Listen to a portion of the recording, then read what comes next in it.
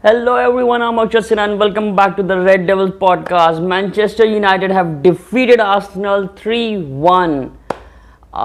Today I'm so happy I'm shooting this video, right? Like it's around 12. I was like actually celebrating the match. I mean, what a performance! What an amazing performance by Man United. I mean, I'm sure those people who have been watching football for very long, they can identify some flaws in that game, and fine, but this is a rebuild.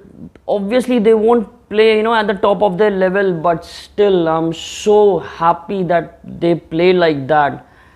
From every single player played brilliantly. I mean, I do have some pointers about that, we'll talk about that in a second, but still Arsenal visited Old Trafford. They are actually playing better football than us. Today they had a bad day, but still they are playing better football than us. For the 20 minutes in the second half, I think they played really great. Once they scored 1-1, the moment they scored an equalizer, I actually thought, okay, they're coming back. They are coming back. They're doing something good. But Eriktenhag tactically pocketed Arteta. Arteta just couldn't deal Ten Hag today, and I'm so happy with that because we have been as Man United fans, we have been wanting and desperately, we were like dreading, like just once again, just once Man United play like that under Mourinho, David Moyes, Solskjaer, Ragnick. We were not getting this defensive freedom. Today when Varane and Martinez were playing, I'm sure like everybody who has seen that game, they know there were some errors. That one pass from Dalot to which was intercepted by Saka, that resulted in a goal. I mean, I'm sure there were some flaws, there were some errors, there were some defensive tactical errors, but still when Varane, Malacia, Martinez and Dalot were playing as the back four, De Gea as the goalkeeper, I was actually feeling confident. I was actually feeling that no, they're gonna defend it. Somehow they're gonna defend it. They're gonna make it absolutely look amazing. And you know what? That defense won that game for us. No matter what Arsenal fans can say that their defense duo is better than us. They are playing well against us. I don't give a fuck about it. For me, we pocketed Arsenal today, and that is the biggest talking point of this week Premier League fixtures. I don't give a shit about Arsenal fans. I don't give a shit about Arsenal mentality. What I witnessed in that match was absolutely tactical brilliance from Eriktenhag. Let's talk about the from the start. The first goal. I mean, Antony was nobody expected Antony to start in play in the starting 11. Nobody was expecting that. Everyone thought that he's gonna start from the bench and probably be in the second half of the game. But surprisingly, he started Antony, and Antony scored a debut goal that was like wine. That is why we paid 100 million for you. You need to play like that, and it's not just the goal. If you see the heat map of that player, he was supporting Dalot. He was playing defensively amazing. I mean, there were many times I saw him tackling Odegaard. I saw him tackling who's their right wing. I'm forgetting. I'm actually forgetting who's their left back. But still, defensively he played a brilliant game.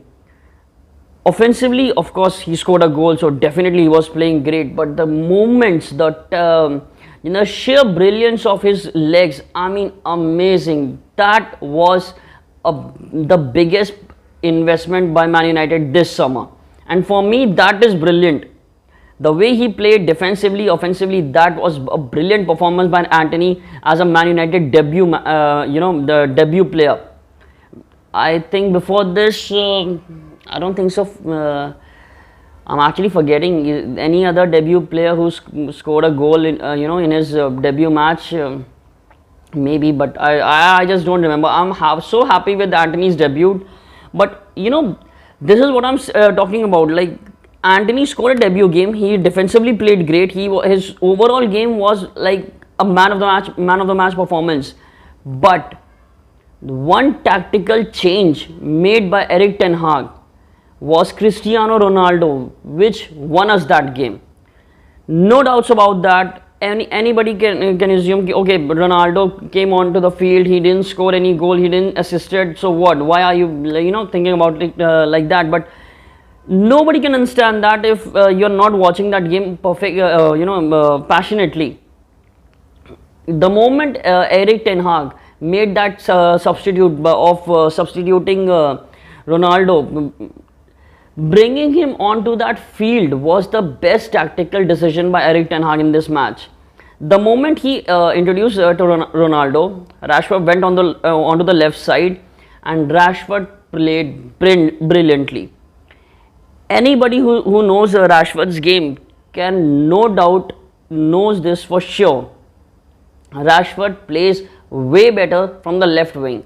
He knows how to make cut runs in. He knows how to make a defender shit his pants. So I have no idea why he's playing Rashford as the front centre forward. Maybe because Anthony Martial is not fit and he doesn't want Ronaldo to start every game. So maybe there is some reason behind Eriktenhag's tactical change. I mean, I was not happy with the first when the team news came out and I saw that Antony and Rashford and Sancho were in the front three. So I was not really happy, but still I was like, okay, let's see what happens. And all of them played brilliantly. Sancho, Antony, Rashford amazingly scored 2 goals. But if anyone can just look at the previous game, the Leicester one and this one, Rashford scored all 3 of his goals from the left wing. The moment he was shifted towards the left wing, he made brilliant run-ins, he made brilliant tackles, he made brilliant run-throughs. And once he did that, he was actually playing like old Rashford. He was not Rashford anymore. Maybe it's just a game, maybe it's just a little bit of phase, and again he's gonna back. But as of now, he played brilliantly. Hats off to Ten Hag. For me, he's like actually building something, and we can see that visibly. The way they are they are coordinating with each other, the way they are performing individually, the way they are running behind the defensive lines. You can actually visibly see the changes. You can see how he's making how he's developing them as individual players. Because the least expected performance of that match was Scott McTominay. For me, he was a shithead. He doesn't know how to behave. Every manager somehow believes that Scott McTominay is that sort of Michael Carrick who's gonna make this team great again. But all of us know he plays shit. But nobody can deny. I mean, let me just make this clear. Nobody can deny his passion. He definitely plays for that shirt. But there was no what do you call it? There was no grip on the football field. Maybe I'm using the wrong term on this channel, but still, there was no tactical brilliance in McTominay's game. He used to make tackles, he used to make runs, he used to push them, he used to play aggressively. But there was no central defensive midfield attacking central defensive midfield show from Scott McTominay. But tonight, oh man, tonight Scott McTominay made tackles, he played brilliantly, he passed the balls like way quicker than he used to do that before, because earlier we have seen McTominay play like a hot potato on his hand. He played like that. Okay, it's way too hot, I'm like playing from my right leg, then left leg, then one right leg, left leg. But today he was actually playing brilliantly. The way he passed it to many times we have seen this in today's game. He amazingly passed it to Antony. He amazingly passed it to Brunofernandes, and that was the moment I was actually looking at McTominay and I was happy. Okay, fine, this guy can play. This guy is actually playing nicely. And if you have seen the last video which I did, I was actually pretty much happy. What you can say, I was actually okay with Scott McTominay playing in this game, because I knew this. If Scott McTominay he's gonna play it roughly, he's gonna play aggressively, he's gonna play very attackingly. So I was okay with it. But the way he played today, of course he got a yellow card, of course he made some rash tackles, but still the way he played that game, for me, this was his best performance in the past 2 years, without a shadow of a doubt. This was his best performance in past 2 years. And moving on to another person, Brunofernandes. Finally, that guy is back. The way he gave those 2 assists to Rashford, the way he was synchronizing his play with Eriksen, and the way he was making runs in behind the defensive line, that was amazing. The way Brunofernandes played that game, he was actually looking as the captain. And speaking of captains, the moment Harry Maguire was back on the field, he was pushing people away, he was giving away fouls, and the moment he wore that armband, despite Brunofernandes was the captain of the football team for the past 3-4 games, and we were winning that game. And the moment he came onto the field, I was actually scared. I mean, we were winning that game, and the moment he came onto the pitch, I was like, okay, now he's back, he's wearing the armband. Now he's going to do something very foolish or moronic, and we're gonna that's gonna cost us. And I just don't have enough words to blame him. I know Ten Hag needs to make changes. He needs to rotate the squad. Because he's an 80 million turd, you need to play him in once or twice. But I really don't want him to play in Premier League. I mean, if I could do something about it, make a petition, or just mail eriktenhag that please don't make him play in any Premier League games, I would actually do that. That asshole shouldn't wear the armband. He doesn't need to be on the Premier League field. If he's happy to play in the Carabao Cup, in the FA Cup, in the Europa League, I'm okay with it. But I really hope that he doesn't wear that armband again. In fact, if it's possible, just sell him in the January window. That's all I'm gonna say. Just sell him in the January window. Just get rid of him. He is just useless. The moment he came onto the field, I was actually scared. The way he was pushing everyone, he actually tried to push Jesus. And Jesus is a great player. He's a nice player. He used to play for Manchester City. You can't just tackle him, give him a push away. And I was really happy to see that push he gave in around 83rd or 84th minute. I was actually scared what's gonna happen next. If he's gonna stay on this field and he's gonna play like that, he's definitely going to make some foolish attempt, and he's gonna cost us this game, because we actually won that game hard. Any Arsenal fan can do anything, say anything, but we played better than you guys. You were actually dreadful.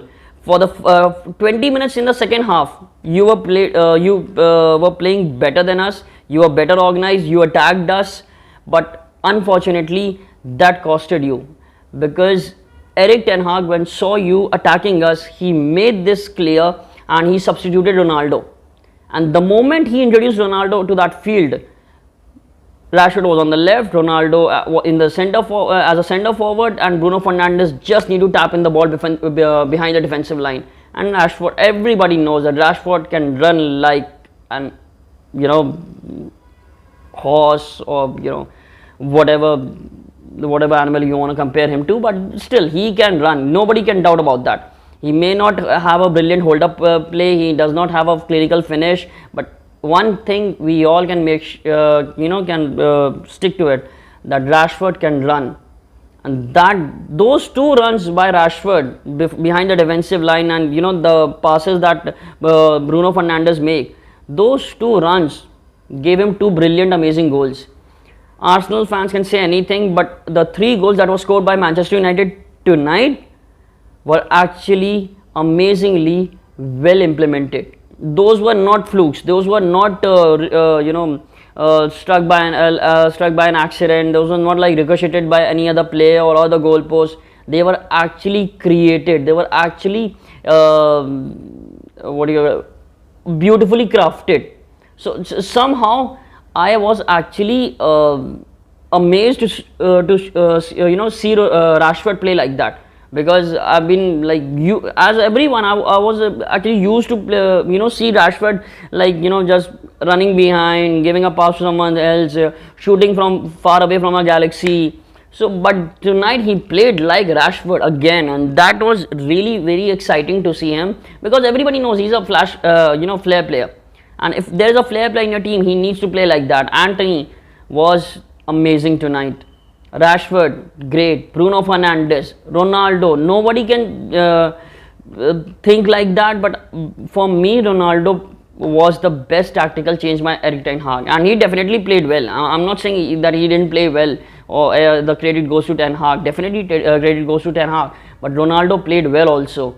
He supported the ball. His hold-up play was good. He made some run-throughs behind that offensive line, and those were important, because at the end of the game, you don't want Arsenal to get back in your penalty area. You don't want Arsenal to try to attack you. So those were brilliant tactical changes, and I was really happy to see that. And the way Man United played tonight, I'm just happy. 4 wins in a row. 4 wins in a row. 2 wins back-to-back Old Trafford. This is what we wanted. This is what I wanted. This is what every Man United fan wanted from Manchester United players, and I'm so happy that now they are playing like Man United players. This is what we want. That's it. We don't want them to do some humanitarian work. We don't want them to sign or do any fancy stuff for us. We just want them to play a better brand of football on the football field, and that was amazing.